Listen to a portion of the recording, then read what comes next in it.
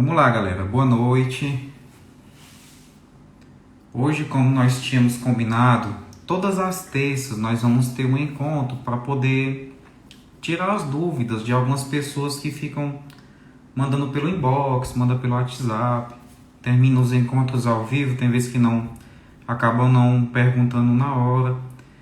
Então a gente criou esse momento. Todas as terças a gente vai se encontrar aqui para poder tirar as dúvidas destas pessoas, tá bom? Ah, Wellington, mas eu não mandei a minha ainda, né? Eu tenho uma dúvida que eu queria que você falasse sobre determinado assunto hoje. Eu tenho uma pergunta também que eu queria te fazer. Quando finalizar, aí você pode enviar. Se a gente tiver um tempinho ainda, quando terminar, a gente fala sobre o que você quiser. Mas de antemão, hoje vai ficar para os 7 enfermeiros e acadêmicos de enfermagem que já enviaram suas perguntas com antecedência, tá bom? A última eu recebi agora às 19h40, anotei aqui e a gente vai partir agora para as respostas.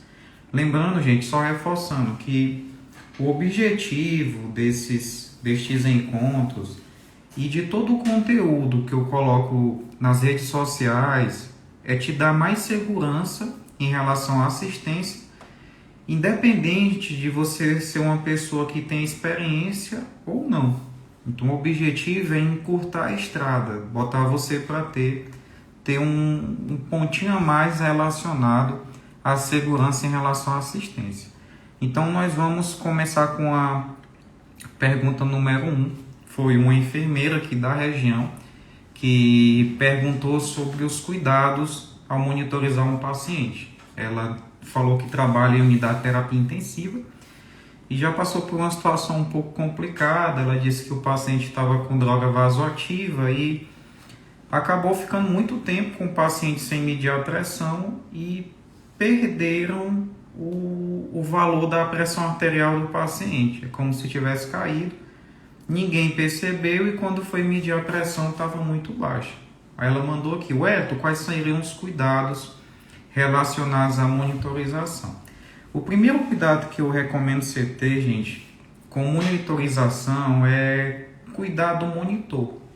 O monitor é um equipamento muito bom, é um equipamento caro, o custo de um monitor é muito alto e dos acessórios também. Você tem no monitor o oxímetro, tem o medidor de pressão arterial invasiva, não invasiva, tem o medidor de pressão axilar, de temperatura axilar, temperatura orofaríngea, ele tem muito acessório de PCO2, com um monitorzinho daquele você mede até pressão intracraniana. Mas se você não zelar, não utilizar da maneira correta, ele acaba dando problema. Então o primeiro cuidado que eu falo para você que fez essa pergunta é você ter zelo com o equipamento. O segundo cuidado ao monitorizar, e muita gente esquece, é que o monitor, gente, ele suporta o contato com a água. Eu não estou falando o monitor lá em cima, eu falo os eletrodos que conectam o paciente ao equipamento. Então, o Wellington, me dá um exemplo disso aí. Digamos que você nunca tenha dado um plantão na vida. Então você começou a trabalhar hoje em um hospital e alguém da tua equipe te chama. Olha, nós vamos iniciar o banho nesse paciente. E ele está conectado com o sistema que monitoriza o eletrocardiograma. Ele fica aqui com os eletrodos no peito. E o técnico de enfermagem te pergunta: enfermeiro, eu retiro o cabinho do ECG ou eu mantenho? Porque o paciente vai receber o banho no leito, ele vai tomar um banho no leito. Se você nunca tiver tido contato com esse tipo de situação, você pode ficar um pouco inseguro e corre o risco de dizer para a equipe retirar os eletrodos. Só que se você fizer isso, tem banho no leito que demora muito tempo. Então tem paciente que tem muita lesão, tem muito curativo, ele tem drenos, então demora muito tempo. Aí o que é que pode acontecer? Você pode desconectar, perde a informação da tela por um tempo de 10 a 20 minutos e você pode ter uma arritmia, uma parada cardíaca, uma alteração no seu paciente durante o banho. Então aquilo dali você não pode desconectar no paciente, o tempo todo ele é mantido conectado. Ele suporta o contato com o líquido. Outro detalhe interessante em relação ao intervalo da pressão arterial, eu não sei o intervalo, né? Eu nunca tive contato com o monitor, como é que eu vou fazer? Não tem uma teoria pré-estabelecida. Então, se você tem um paciente que está monitorizado, aí lá no monitor tem um intervalo da APA de 10 em 10 minutos, de 15 em 15 minutos, 30 em 30 minutos.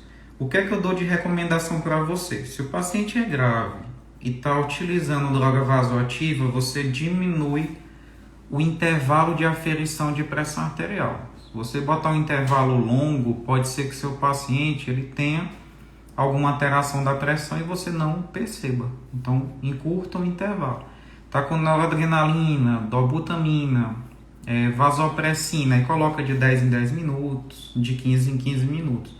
Lembrando que o monitor, ele não reseta algumas vezes o que você regulou anteriormente.